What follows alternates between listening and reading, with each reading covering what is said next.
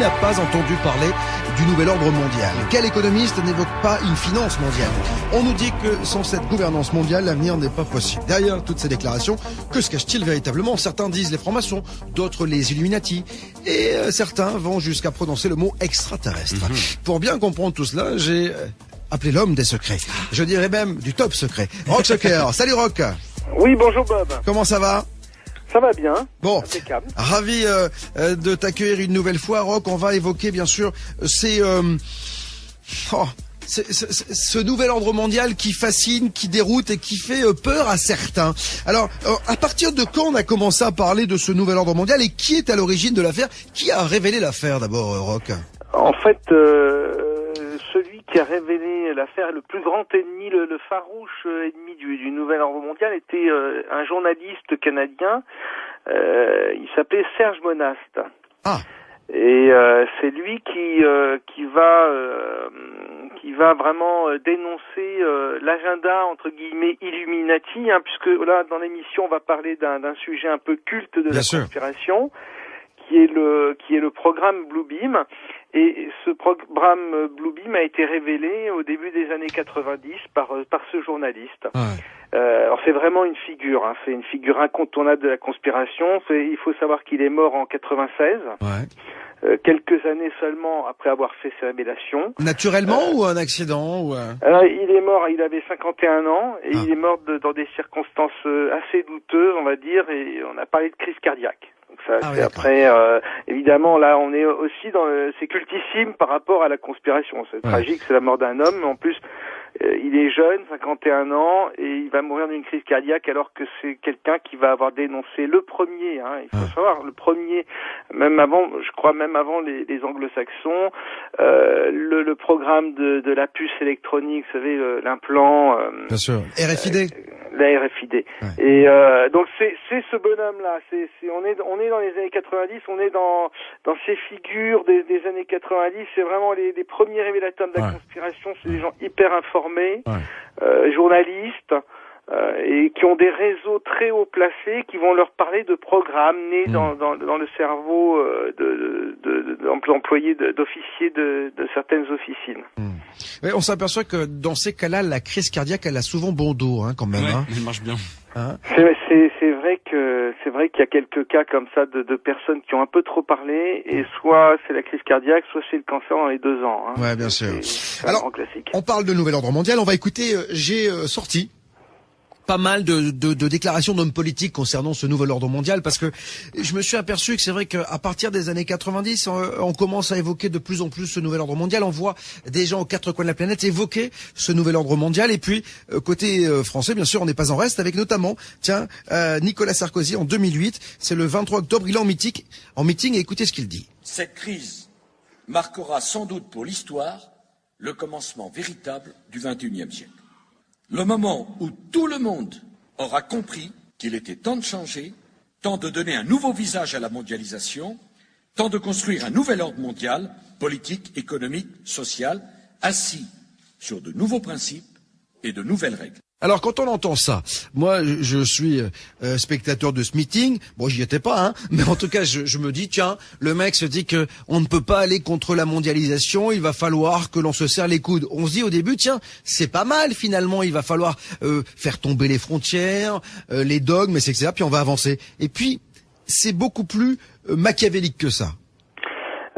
Effectivement, donc on a vu depuis les années début 90 pas mal de chefs d'État. Ça a commencé avec Bush senior, mais ensuite son fils Obama aussi, le pape lui-même, et puis Sarkozy à plusieurs reprises. Une première fois, un discours aux ambassadeurs, il avait annoncé donc le nouvel ordre mondial en disant que nul ne pourrait y résister. Et je peux vous dire une troisième chose. On ira ensemble vers ce nouvel ordre mondial. Et personne, je dis bien, personne ne pourra s'y opposer. Ne pourra résister au nouvel ordre mondial. C'est un peu comme un code, comme une marque du plan Illuminati, une signature subliminale. C'est comme ça que, en tout cas, le conçoivent les conspirationnistes. Et Serge Monast qui a été le premier à révéler tout ça. C'est ça qui est incroyable, parce que à côté de ça, quand on sort du cadre genre c'est bien pour vous, on est tout de suite taxé de complotiste, c'est-à-dire que voilà, on est dans la théorie du complot. Et alors c'est assez marrant parce qu'on a la sensation aussi qu'il y a une certaine catégorie de journalistes qui adhèrent complètement à ce nouvel ordre mondial. Bien sûr. Alors en plus, le terme complotiste, c'est un nouveau terme qu'ils ont inventé, parce que normalement c'est conspirationniste à la base, mais c'est une façon encore plus de réduire encore plus les gens qui se posent des questions, si vous voulez, ce sont des complotistes. C'est vraiment le niveau encore en dessous du dessous. Mais pour rebondir sur ce que tu disais tout à l'heure, effectivement, ça pourrait, quand on entend la première fois le mot nouvel ordre mondial, on se dit bon, peut-être une fraternité mondiale. On n'est pas du tout dans ce registre-là. En fait, il s'agit d'une dictature mondiale implacable qui se sert de la technologie, c'est-à-dire que il faut imaginer un dictateur comme on en a toujours connu dans l'histoire humaine, mais qui bénéficierait des technologies les plus abouties, les plus en avance. Aujourd'hui, ça voudrait dire que c'est un monde aseptisé qui serait créé en très peu de temps, avec une humanité réduite à l'état de robot qui perdrait définitivement son libre arbitre. C'est-à-dire que c'est 1984 d'Orwell, avec un mélange de monde parfait. Oui, c'est Big Brother, quoi. C'est tout simplement ça, quoi. Voilà, c'est ça. Et donc là, on n'est plus du tout. Enfin, il y a plus grand-chose de bon à attendre de ce genre de nouvel ordre mondial, si tu veux mon avis. Et alors, on n'est pas dans le monde, dans le nouvel ordre mondial des bisounours. Ouais, c'est ça. Et pour ça, il faudra repasser, quoi. Alors ce soir, jusqu'à 23h avec Rock Soccer du magazine Top Secret, nous parlons du Bluebeam Project, parce qu'on va le détailler, ce projet, ce nouvel ordre mondial. Celui qui a révélé cette affaire, Rock, tu le disais, c'est Serge Monast, donc ce Canadien. Il a défini ce projet en plusieurs phases, lui. Absolument. Donc le projet Bluebeam, donc son objectif, c'est d'aider à l'instauration du nouvel ordre mondial, et pour ça, le nouvel ordre mondial dont on parlait il y a 5 minutes, il va avoir besoin d'une philosophie commune à tous les peuples. Et en fait, de philosophie sera une religion, parce que on connaît rien de tel pour tenir les masses qu'un bon culte religieux. Et ça marche comme ça depuis des millénaires, il n'y a pas de raison de changer de méthode. C'est pas prêt de s'arrêter. Voilà. Et l'instauration de cette religion nouvelle, c'est le secret, c'est l'articulation principale du contrôle mondial. Sans ça, il n'y a pas de nouvel ordre mondial possible. Et donc, pour imposer cette religion, la méthode, c'est l'opération Bluebeam. C'est un programme qui a déjà commencé. Dans la première phase qui était dénoncée par Serge Monast a déjà commencé. C'est une phase psychologique. Et cette première phase, c'est la remise en cause de l'ordre ancien. C'est la remise en cause des valeurs, des connaissances scientifiques, mais ça passe aussi par des découvertes archéologiques qui vont montrer l'erreur, la falsification des doctrines du passé. Non, mais alors ça veut dire quoi? Ça veut dire que, là encore une fois, si je prends le bon côté de la chose, je me dis finalement ils vont peut-être expliquer qui a fait les pyramides, l'île de Pâques, etc. Très juste. Eh oui. Très juste. Ben exactement ça, c'est exactement ça. Tu sais, on n'attrape pas les mouches avec du vinaigre. Il faut effectivement, on va apporter de la vérité là en l'occurrence. On va dénoncer des choses, mais c'est pour mieux vous retourner la tête. Et là, le but c'est la remise en question profonde de la croyance traditionnelle. Le cinéma, c'est un très bon vecteur pour faire ce boulot de cette première phase psychologique. Alors, on peut penser à des films comme pour nous les chrétiens. Pour les chrétiens, ça va être les films comme Le Tombeau. Ouais, génial. Encore le David Chicode. Alors Le Tombeau, c'est avec Antonio Banderas, je crois, hein, c'est ça? Absolument, absolument, où il découvre la tombe donc d'un personnage qui aurait été Jésus, enfin, etc. Et donc ça démontre. Enfin, et on va pas spoiler, comme on dit, mais et puis alors il y a le Da Vinci Code, qui est aussi dans ce registre-là, mais il y a dans la vraie vie, il y a des découvertes archéologiques, des découvertes d'évangiles apocryphes, etc.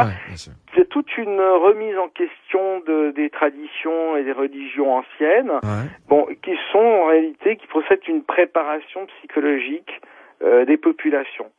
Cette phase-là, elle est bien avancée en Occident, et ces notions, elles sont présentes, peut-être subliminalement par rapport à l'ensemble de la population qui préfère s'occuper de football ou de choses comme ça, mais elles n'attendent plus que l'événement pour prendre racine et pour prendre sens dans la tête des gens.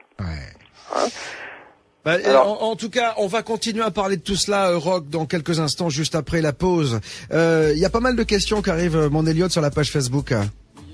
Ah oui, il y a une question pour savoir si effectivement dans le projet Bluebeam, il n'est pas prévu de réduire la population sur Terre, passer de 7 milliards à 2 milliards, on nous dit. Alors ça, Roch, quel est ton point de vue là-dessus?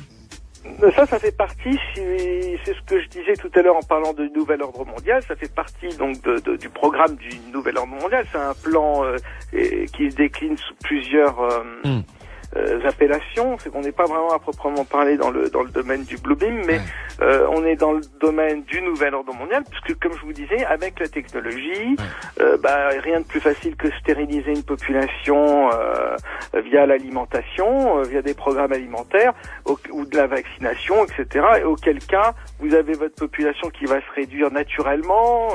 Si vous voulez y aller plus brutalement, plus rapidement, vous avez des épidémies, etc. Enfin, c'est ce que j'ai appelé la dictature aseptisée.